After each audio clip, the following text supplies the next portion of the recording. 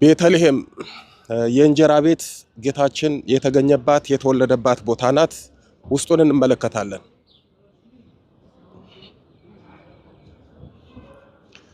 ብዙ ቱሪስቶች አሉ፣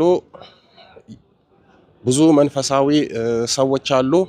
አንዳንዶቹ ታሪኩን ለማየት፣ ሌሎቹ ደግሞ እንደኛ የቦታውን በረከት ለማግኘት ይመጣሉ። በእውነት ከዛሬ 2000 ዓመት በፊት ጌታችን መድኃኒታችን ኢየሱስ ክርስቶስ የተወለደበትን ቤተልሔምን ማየት ከቦታው በረከት ማግኘት በጣም መታደል ነውና እንደው ስትመጡ የምታዩት የምትጎበኙት በረከት የምታገኙበት ቦታ ነው። በጣም ደስ ይላል። እስኪ ውስጡን እናያለን ማለት ነው።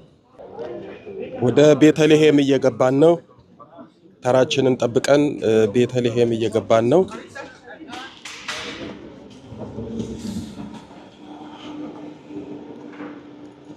የሚገርም ነው።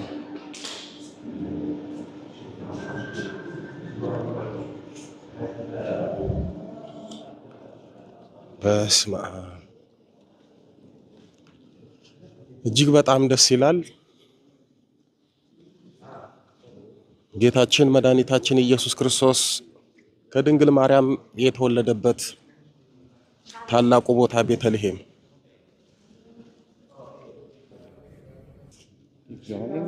አሁን ጌታችን የተወለደበትን ዋሻ ለማየት ወደ ውስጥ እየገባን ነው።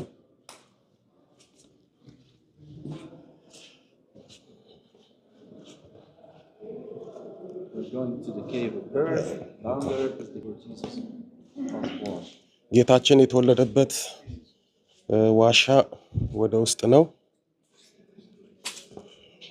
በጣም የሚገርም ነው።